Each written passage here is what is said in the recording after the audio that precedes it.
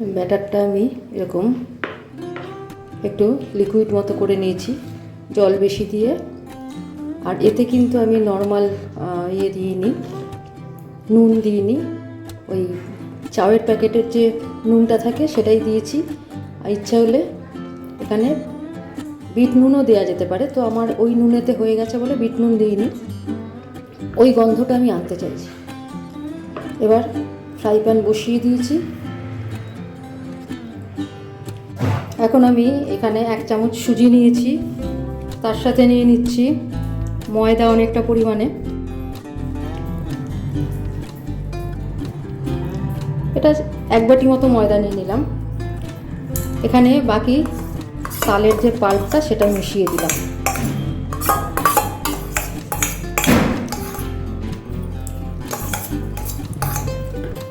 তারপরে এখানে দিয়ে দিচ্ছি নারকেল কোড়া, অনেকটা পরিমাণে নারকেল কোড়া দিয়ে দিচ্ছি।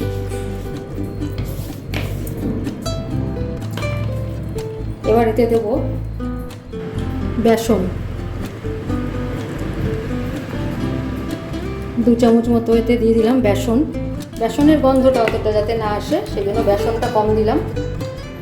এখানে ময়দাটা বেশি থাকবে, আর বেসন থাকলে পরে কি আরও টাইট করে নেবে, ময়দা বেসন দুটো মিলেই টাইট করে নেবে।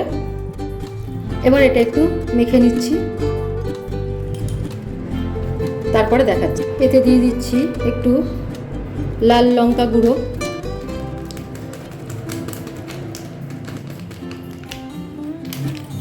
দিয়ে দিচ্ছি একটু গোলমরিচ গুঁড়ো,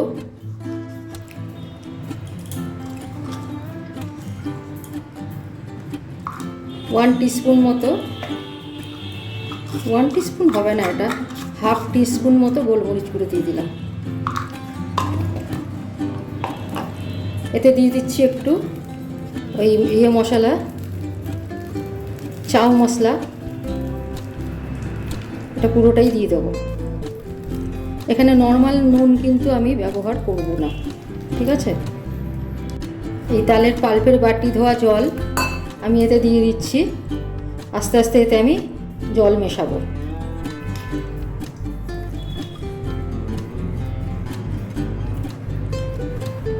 পাল্প ধোয়া জলটা দিয়ে দিলাম, আরও আমি জল দেবো এতে।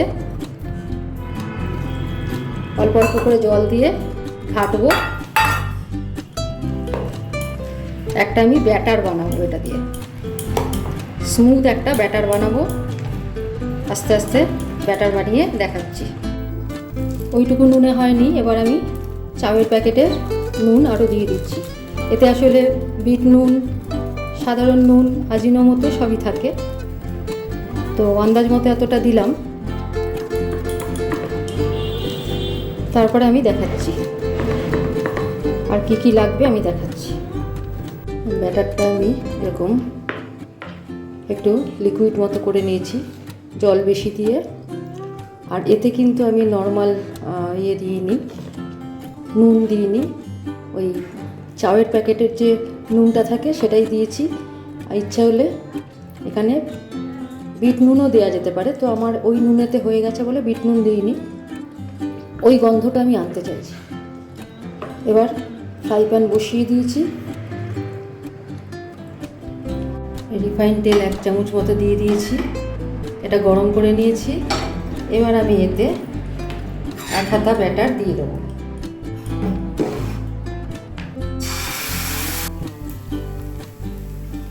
সুন্দর ফুলে উঠেছে এটা।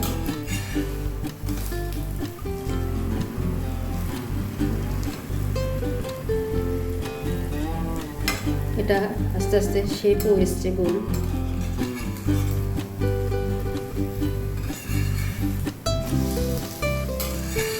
মাঝখানটা আর একটু ভাজবো, উল্টে দিই, উল্টে দিলাম উল্টো দিকটা। যেহেতু আর হাই হিট দিইনি সেই জন্য এই দিকটাও কিন্তু খুব বেশি লাল হয়নি, ব্রাউন আছে।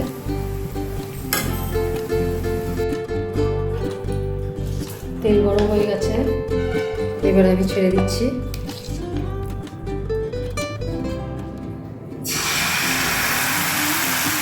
এইভাবেই এবার হাতার পেছন দিক দিয়ে একটু গোল করে দেবো।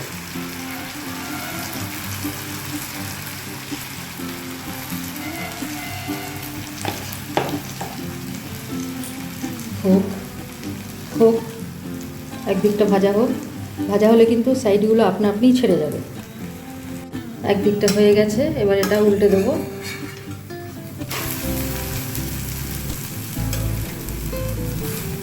সুন্দর গোল গোল হয়ে যাচ্ছে, এইভাবে করবেন। দুর্ধর্ষ খেতে হচ্ছে, দুর্ধর্ষ খেতে।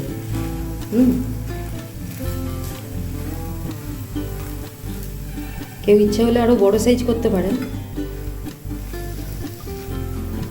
আমি এই সাইজই করছি, এই ছোটোতেই করছি। আমার তালের প্যানকেক রেডি টু সার্ভ। আজকের মতো এখানেই রাখছি। আবার অন্য দিন অন্য কোনো ভিডিও নিয়ে ফিরে আসছি কালকে।